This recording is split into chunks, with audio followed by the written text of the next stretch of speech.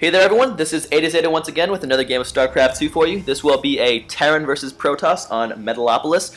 This will be a little change of pace from the games I used to try to cast because I try to get Grandmasters and Masters League play just to kind of show the highest level of Starcraft play there is in the world. But branching out right now, casting a Gold League level play game. This will be between the Red Terran. His name is geokilla. And I tried to look him up online. I found that he is ranked 6th in his North American division of Gold League, which is Lockwell Kilo, with 94 wins. I could not find how many losses he had, but I took a look at his recent match history, and it did seem like he won about as much as he lost, maybe winning a few more times than he lost. That's just the kind of win rate he has. His opponent for this game will be the blue Protoss spawning in the bottom of the map. His name is Rampage. Now, because his name is so common, I couldn't figure out which Rampage he actually was.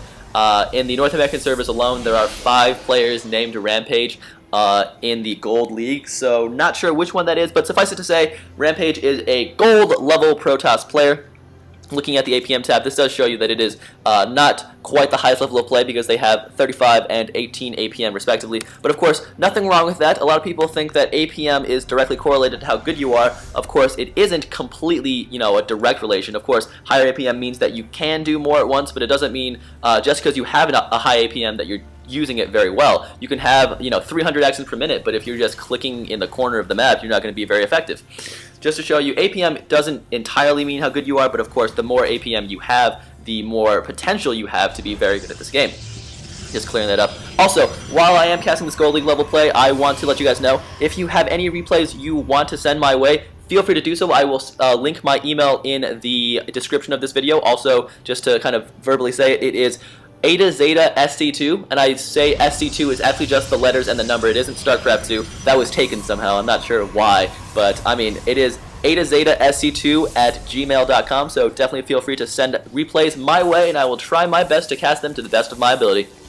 Anyway, back to the game at hand. Enough of my ranting. We have this SCV scouting around, drilled that assimilator a little bit, but maybe, yeah, a bit off more than he could chew. Probes, killing him. We see Probes is kind of sitting around. Now that's unfortunate for the Protoss player. Got to get those back to work as soon as possible. He is losing valuable mining time with these Probes just sitting here. Oh my god, it's painful. But I guess they'll get back to work eventually. We see the first couple Marines being pumped out by geokilla, going with a second Rex. He could be going a 2 Rex assault. Of course, not the fastest 2 Rex in the world, but that could be his strategy in mind right now. We will see how that goes.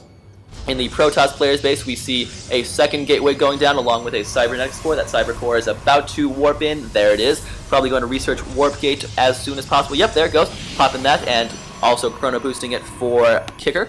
And we have these players spawning in the same side of Metalopolis, both on the right side of the map.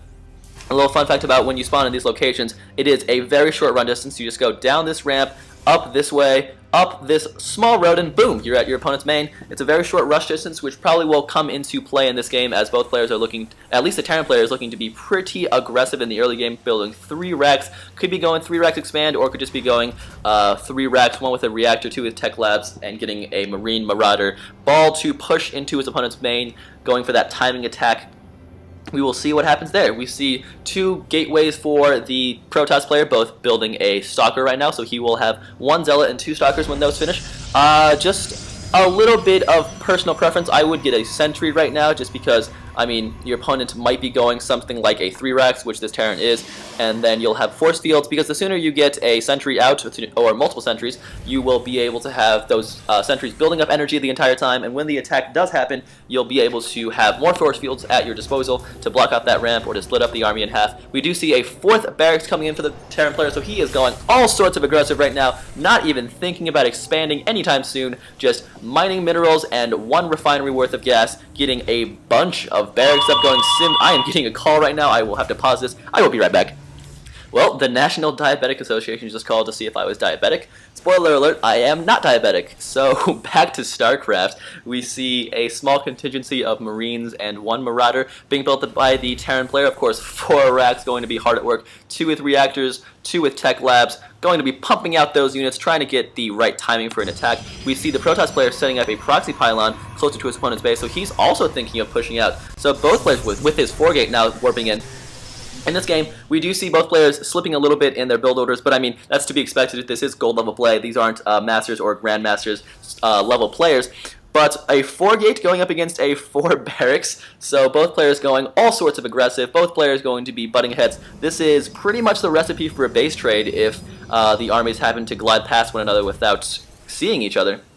Although the Terran player is setting up a bunker, so he's going 4 racks, but then also, you know, playing it a little bit safe, getting a bunker.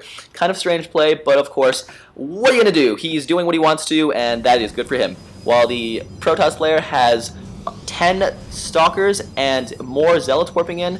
Oh, 2 sentries now. Of course, see, if you're going to have an army composition at any point in the game, you want to get those sentries before. Anyway, back to the army at hand. We see a force field going off, trying to do the best they can to split up the army, and this one Zealot is tanking damage as Stalkers finish off the units in the back. This bunker is paying for itself, trying to do as much damage as possible before it's taken out. Stalkers will be focus firing that bunker and take it out with that 2 Marine and Marauder getting exposed to fire now, stimming as much as they can. Stim pack has been researched, and the Protoss player is forced to back out because, of course, Marauders are really good against Protoss units.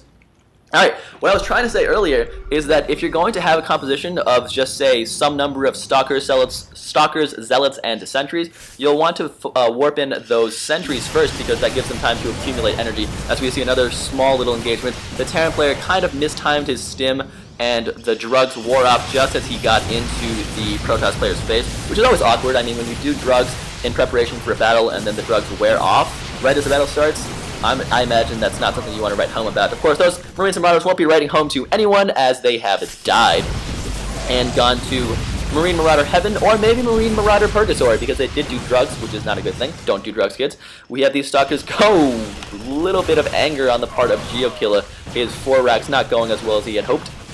These Stalkers have been able to bust up the ramp. He's pulling up all sorts of SCVs and a mule even coming.